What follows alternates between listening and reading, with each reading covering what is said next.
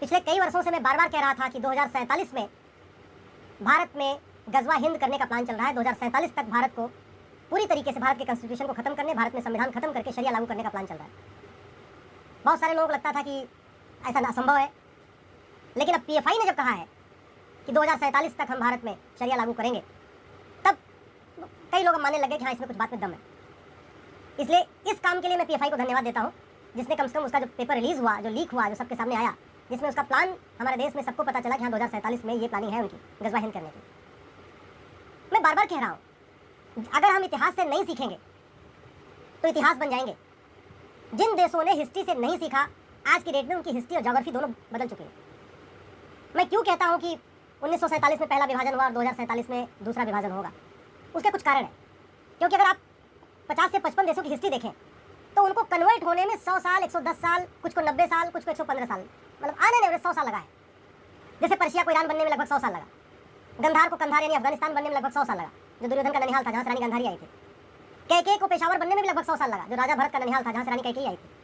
तक्षशिला को रावलपिंडी बनने में भी लगभग 100 साल लगा, जहाँ आचार्य चाणक्य प्रोफेसर हुआ करते थे। जो दुनिया का सबसे फेमस एजुकेशन का सेंटर था तक्षशिला, जहाँ पूरी दुनिया के राजा पढ़ने आते थे, जहाँ लोग जो मंत्री होते थे, तक्षशिला के पढ़े हुए स्टूडेंट्स ही बाकी राज्यों में जाके मंत्री बनते थे। ये बेसिक क्वालिफिकेशन थी कि जो तक्षशिला से पढ़ के आया है राजा, उसको अपना मंत्री बनाते थे। आज वो तक्षशिला रावलपिंडी हो चुका है, कुंभा काबुल हो चुका है, सुवास्तु स्वाद घाटी हो चुका है। ऐसे असंख्य देश है, 55 से ज़्यादा देश है जहाँ पे न उनका नाम बचा है, न वहाँ की संस्कृति बची है, न वहाँ पे अब वहाँ की पुरानी भाषा बची है। भाषा बदल गई, संस्कृति बदल गई, मजहब बदल गया, सब कुछ बदल गया। और हम विदेशों को क्यों देखें, भारत को देख लेते। 75 साल पहले ये कहा गया कि हिंदू नापाक होते हैं, हम हिंदुओं के साथ एग्जिस्ट नहीं कर सकते, हम पाक हैं, हिंदू नापाक है, इसलिए हम हिंदुओं के साथ एग्जिस्ट नहीं कर सकते, हमें अलग देश चाहिए। यही कहकर 1947 का डिवीजन हुआ। हम पाक है, हमें पाक जमीन चाहिए, हमें पाकिस्तान चाहिए। पाकिस्तान बना। पाकिस्तान का मतलब पाकिस्तान, जहाँ पवित्र लोग रहते हैं उसको कहते हैं पाकिस्तान। और पिछले 75 साल में डेवलपमेंट क्या हुआ? 9 राज्यों में हिंदू खत्म हो गए। लद्दाख में 1% हिंदू, लक्षद्वीप में 2% हिंदू, कश्मीर में 2% हिंदू, मिजोरम में 2% हिंदू, नागालैंड में 8% हिंदू। 9 राज्यों में हिंदू खत्म। डिस्ट्रिक्ट वाइज देखें तो 200 जिलों में हिंदू खत्म।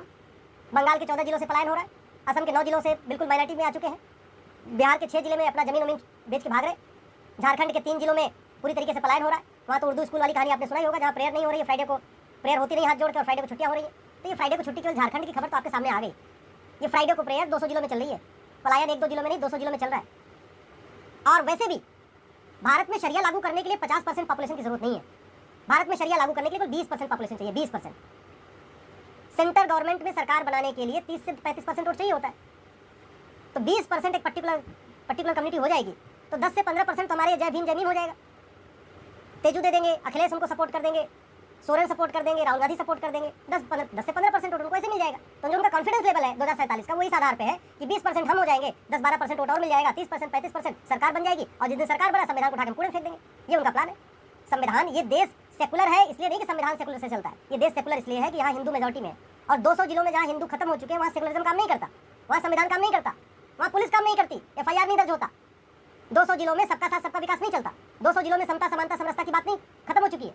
200 जिलों में वसुधैव कुटुंबकम का सिद्धांत काम नहीं करता।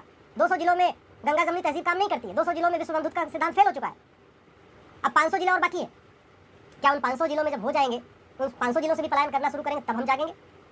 अभी 200 जिले पर्याप्त नहीं है हमारे जागने के लिए। और मैं बार बार कह रहा हूँ, भाषण से, बतौलेबाजी से, ट्विटर पे ट्रेंडिंग से, फेसबुक पे वीडियो शेयर करने से कुछ नहीं होगा। 86,000 बच्चे पैदा हो रहे हैं, कल भी हुए थे, आज भी हो रहे हैं, कल भी होंगे। ट्विटर पे बम करने से वो जनसंख्या नियंत्रण नहीं हो रहा है। ट्विटर पे जय जयकार करने से, ट्विटर पे जय श्री राम लिखने से, ट्विटर पे भारत माता की जय लिखने से, ट्विटर पे वंदे मातरम लिखने से जनसंख्या नियंत्रण नहीं हो रहा है। 86,000 बच्चे पैदा हो रहे हैं तो हो रहे हैं। सोशल मीडिया में जयकार करने से घुसपैठ कम नहीं हो रही है।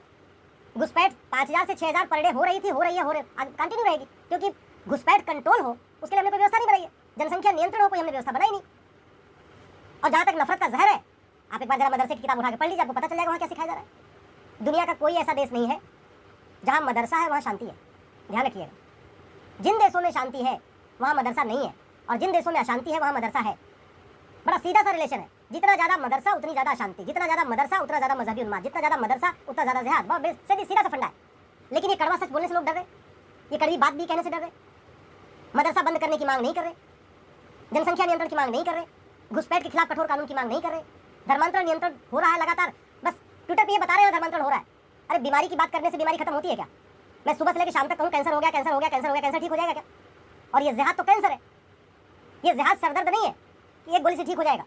ये मजहबी उन्माद और जिहाद ये बुखार जैसा सामान्य सी बीमारी नहीं है कि 2 गोली खाने से ठीक हो जाएगा। ये कैंसर है और चौथे स्टेज में है। आप अच्छी तरीके से समझ लीजिए, ये कैंसर है जिहाद और 4th स्टेज में, लास्ट स्टेज में है। क्या हमारे घर में जब आके आग लगेगी, हमारे घर के सामने तलवार लहराई जाएगी, तब हमारी आँख खुलेगी? ये मेरे हाथ में अमेरिका का फेडरल पिनल कोड है, ये अमेरिका में चलता है। भारत में इंडियन पिनल कोड चलता है।